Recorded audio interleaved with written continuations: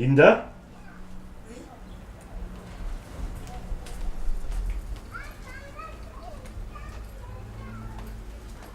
Qu'est-ce que je dois faire? Vous m'appelez pourquoi? Ah bah c'est bon alors. Il faut se profiler, il ne faut pas grossir. Hein. Le reste est descenché. Mais bon, ça va encore, regarde, je peux faire encore le grand écart. À 83 ans, chouc, je ne sais pas si j'arriverai à me relever, mais c'est bon. La danse. Ah ouais, dis donc. Et sans lunettes. Hein. Toi, t'as les lunettes sur le bout du nez, moi je lis tout fin sans lunettes. Puis je vous ai préparé des surprises. Parce que, quand même, hein, il fut un temps, hein, tu peux voir. Bon, j'ai pas beaucoup changé, mais quand même, un peu. Avec mes plumes. Pas où tu penses, sur la tête, hein. Je suis vraiment indomptable. Hein. Ah, mais t'aimes bien. Yeah. Ouais. Une belle langue, hein. Pas que je sois trop moche, hein. Sur une photo, tu m'as capté mon âme quand je suis pas en représentation. Sourire et tout, j'étais comme ça. Je ressemblais à mes sculptures, t'imagines? Imagine un peu, hein, la gueule que j'avais. Hein.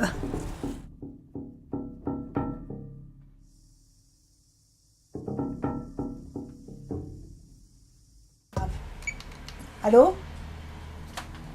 Allô? Bon, ben écoute, je rappellerai, j'entends rien. Allô? Non, ça fait rien. Allez, on décroche ensemble. On décroche ensemble. Ah ben alors, ils n'ont pas fini de m'appeler sur l'autre, ils m'appellent ici. Qu'est-ce que c'est, là? Je le trouve plus.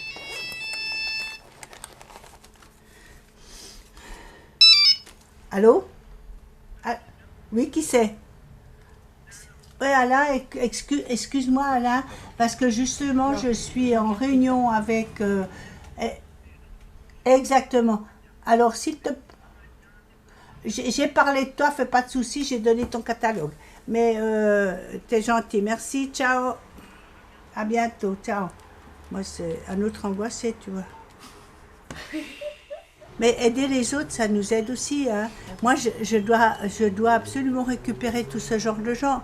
J'ai que des suicidaires, des gens dépressifs, des gens qui ont des problèmes gros comme la montagne, et puis ils ont l'impression que moi, ma vie, mais vous êtes tellement bien à 83 ans, alors vous avez dû avoir une enfance heureuse, une jeunesse heureuse.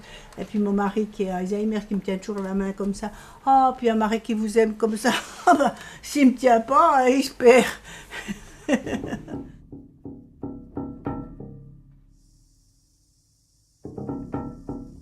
C'est le moment de rentrer? Ouais. Hop. Allez. Puis après, ouais, je vais vous faire voir tous ces bouts de briques là. Je ne me rappelle en tout cas pas d'avoir eu des révoltes, d'avoir eu des sentiments, d'aimer les parents, d'aimer mes voisins, d'aimer quelqu'un, rien du tout. Pas d'amis, rien. Comme si j'avais été constamment sous morphine, quoi. J'étais anesthésiée comme depuis ma naissance, quoi. Ben voilà, exactement. Reste par terre. Je vais prendre celle que j'aime bien. Celle-là. Voilà. Ici. Ça a été aussi assez difficile parce qu'on avait une mère. Maintenant, peut-être que je la considère que c'était quand même une personne excessivement malade. Pour dire à des enfants en bas âge, embrasse maman, je vais me tirer une balle dans la tête, avec le pistolet du père. Elle allait au grenier avec une corde en disant qu'elle allait se pendre, ou alors il y avait un petit étang plus loin où elle allait se noyer. Alors naturellement que des enfants en bas âge, on a prié les étoiles. Pas trop le bon Dieu déjà à cette époque, mais peut-être les étoiles, on voyait des messages sur des nuages, puis on ne dormait pas avant qu'elles reviennent, quoi.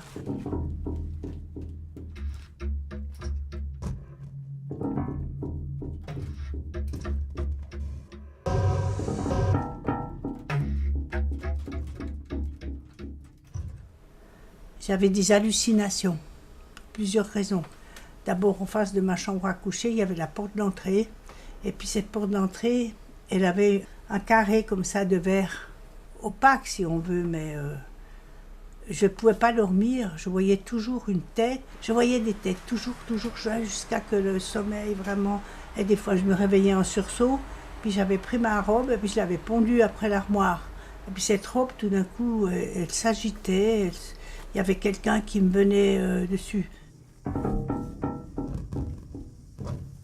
C'est ma famille, comme d'habitude.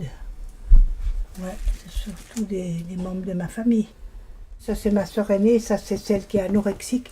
Et puis celle-là qui passe sa vie à l'hôpital parce que bon, on a tous des problèmes. Comment on le regarde, dans quel sens? Comme ça. Regarde. 4 enfants que j'ai perdus. Ils sont morts à 4 mois et demi. Non, 5 mois et demi. 5 mois et demi. Tu as perdu 4 enfants? Tous les garçons, ils devaient foutre le camp parce que comme j'avais été violée, après j'ai compris que c'était psychologique. Ils restaient jusqu'à 5 mois et demi.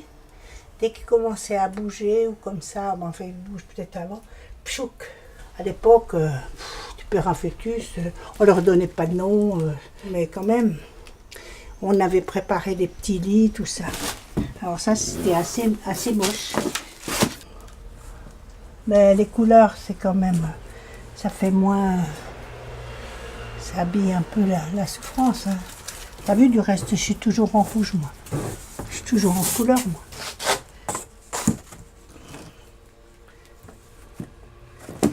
Voilà, ils sont en couleur, mais ils sont un peu... Ils sont quand même un peu en train de crier. Même en couleur.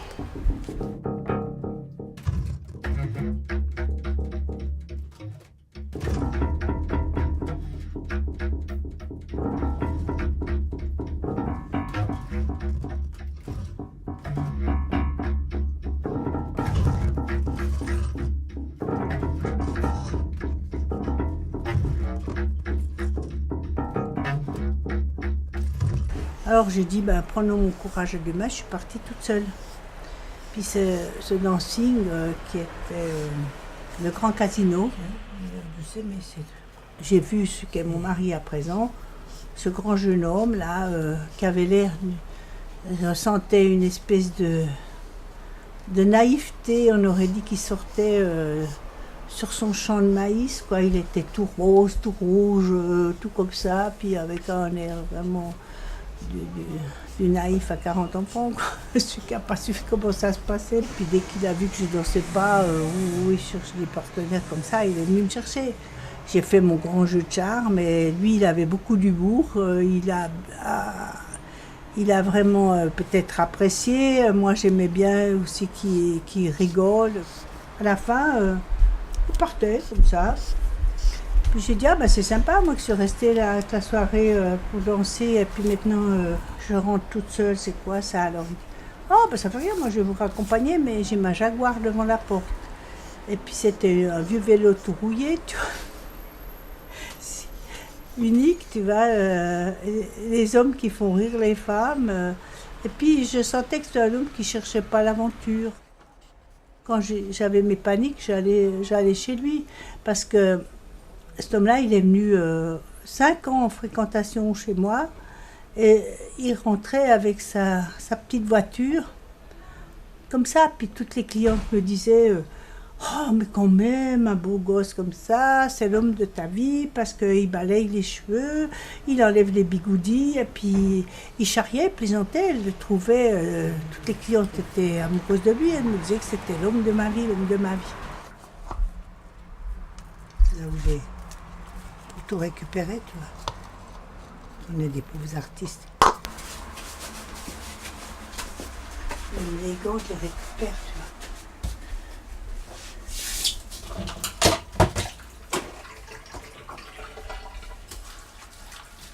T'as vu comme c'est vite nettoyé tout ça.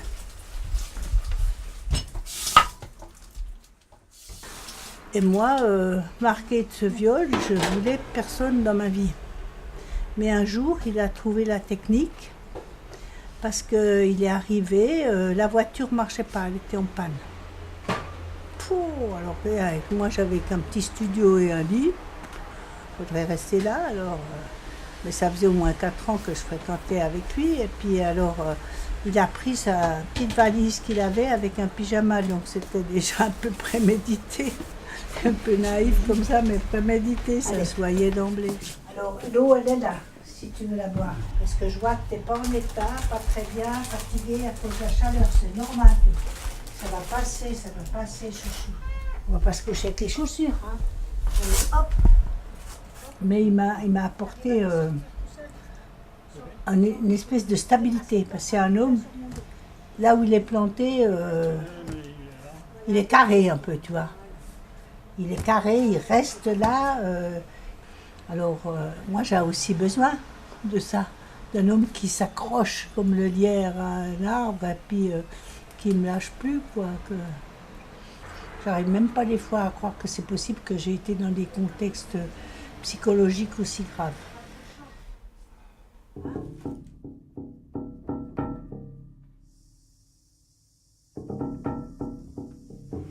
Regarde le petit chat. Ah, ah, il est mignon. Comme on m'avait dit, écoutez, vous n'aurez jamais d'enfant. Et puis voilà que, première rencontre, je suis enceinte. Qu'est-ce que je vais faire? Est-ce que tu préfères partir en Amérique ou garder un enfant que tu n'en auras peut-être plus jamais? La seule peut-être réussite que j'ai fait de ma vie, quoi, de garder cette fille. Puis on se marie, quoi. Comme on se met l'accord de cou. L'homme de la vie, c'est pas l'homme qu'il nous faut. Non, parce que fallait pas discuter de philosophie, fallait pas discuter de psychologie, fallait pas avoir des projets, fallait pas avoir d'ambition. C'est tout des choses que j'ai fait des croix dessus, quoi. Je me représentais pas le couple comme ça, quoi. Puis pour finir, j'en arrivais à dire que c'est peut-être ce qu'il me fallait. Je supportais rien, les hommes. Un homme qui aurait été un homme, il m'aurait été de trop, quoi.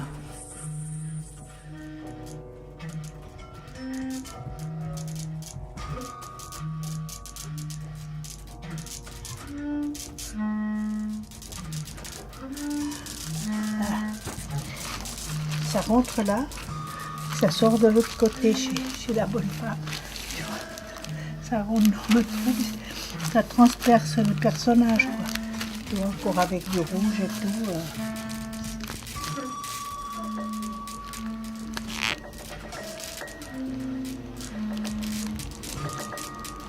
Toute ma vie, j'ai jamais pu exprimer des sentiments, quoi. J'ai jamais pu parler, j'ai jamais pu exprimer des souffrances, des sentiments depuis l'enfance. J'ai déjà une forme de tête.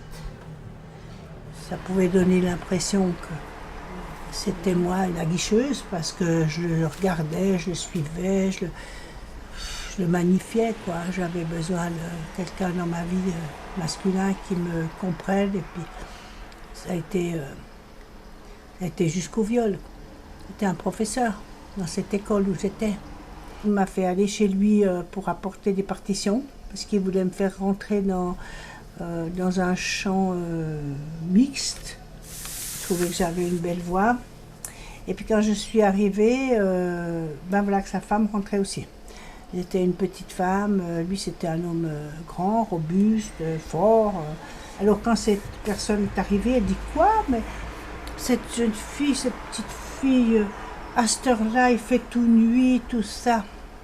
Puis elle vient t'apporter encore, parce qu'elle est gentille. Alors écoute, il faut la raccompagner.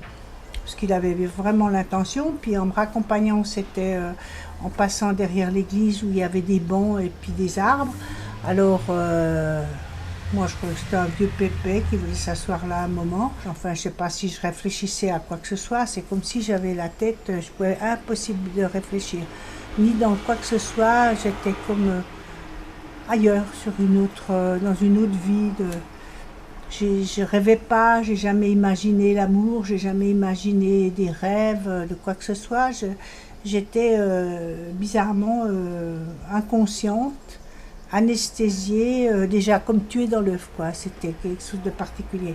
Et puis somme toute, il m'a étendu sur ce banc, il m'a presque arraché le clitoris avec ses dents, et il m'a craché à la figure, me disant que je me lavais pas, parce que je ne sais pas si j'avais à début pas encore mes règles, tu vois, perte blanche ou des trucs comme ça.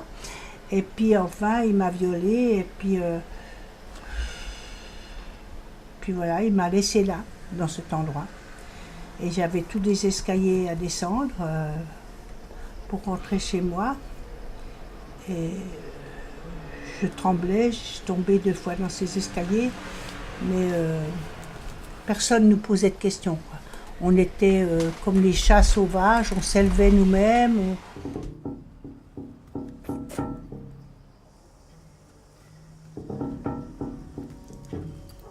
C'est bon.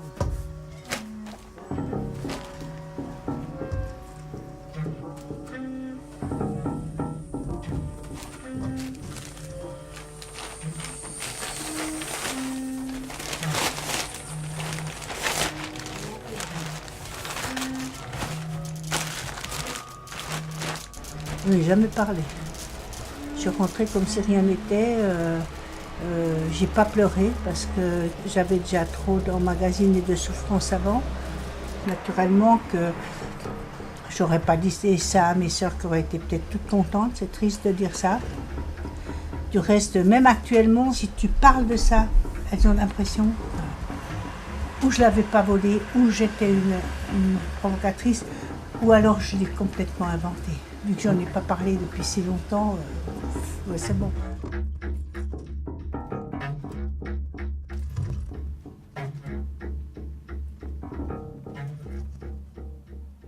Moi, je sais toujours où trouver mes affaires, quoi. Il y a très peu d'armoires où il y a de la nourriture et puis des trucs vraiment comestibles. Je me suis débarrassée de la belle-mère et puis de tous ces ustensiles. Tiens.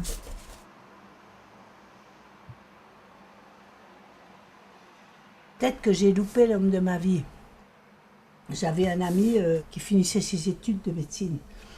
Et puis, j'avais fait des confidences, quoi, on dirait un camion m'avait passé dessus, j'ai été écrasée par un train, j'avais mal partout dans les os, dans la tête, de tous côtés. Puis, il m'a amené, ce qui était assez touchant et émouvant pour moi, vu que personne ne s'était jamais intéressé, pas plus à mon psychique qu'à mon physique, à part pour me sauter. J'étais touchée que j'ai mal et puis qu'un jeune comme ça s'intéresse à m'amener chez son professeur. Peut-être qu'inconsciemment, je l'aimais ce garçon pour cette compréhension psychologique, cette finesse de l'esprit et tout ce qu'il pouvait avoir autrement.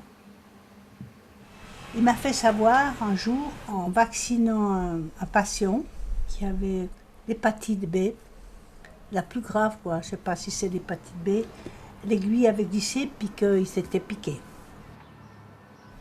Une fois, il m'a téléphoné puis il m'a dit « Écoute, je viens à Genève, je voudrais bien qu'on parle, je voudrais bien te voir, boire un café ensemble. » Et même à cette époque, je devais être pas comme je suis à présent parce que j'ai somme toute pas compris que cet homme, il venait me dire au revoir avant de mourir. Il devait venir au revoir à ses rêves.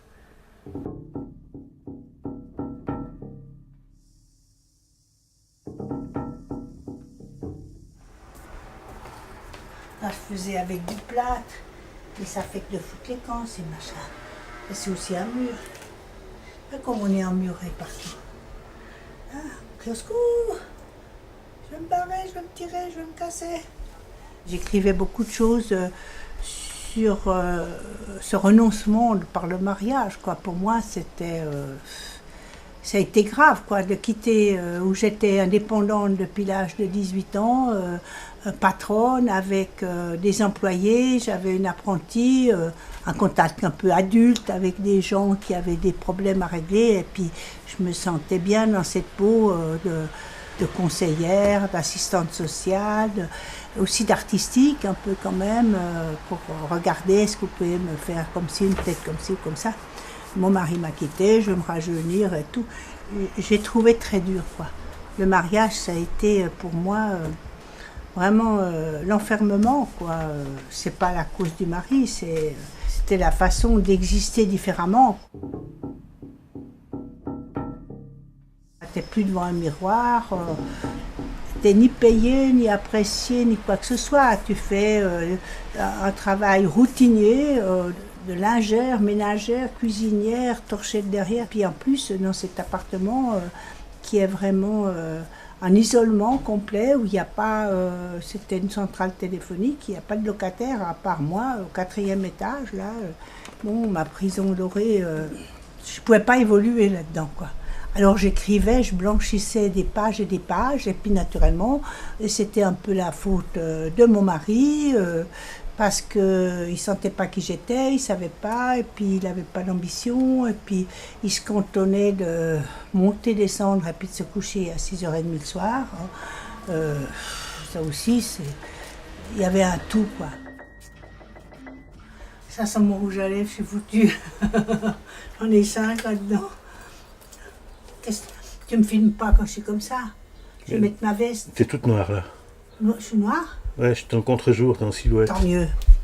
Je suis noire, c'est comme ça que je suis belle, moi.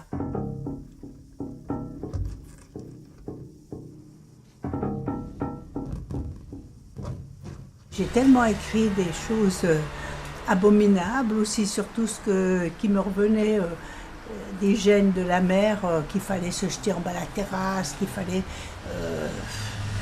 se détruire, mourir. Et puis, de toute façon, je me sentais quand même pas le courage de faire ça, quoi, pour les enfants que j'avais à élever. Puis naturellement, il fallait que ce soit un peu secret. Somme toute, j'aurais pas voulu faire du mal à qui que ce soit, quoi.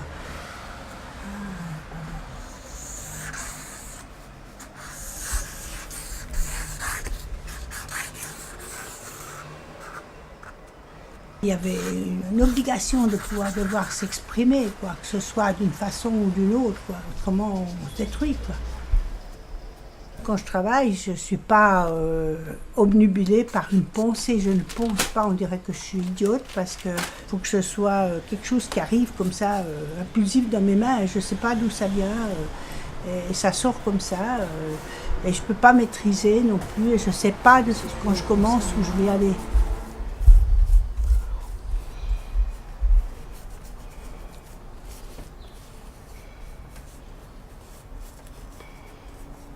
J'aimerais faire de la gravure, j'aimerais faire des choses grandes, quoi. Ici, j'ai pas d'espace, quoi. En ciment, en tout, quoi, en pierre. Mais là, je suis un peu comme ma vie, quoi. Je suis un peu tenue en petit, quoi. J'ai toujours fait en petit parce que c'est un peu mon existence. Je vis petit, mais j'ai des grands rêves malgré tout. Quand je serai à la retraite, j'ai encore avec moi. Quand je serai vieille, je ferai ça. Je ne dis pas pour rire.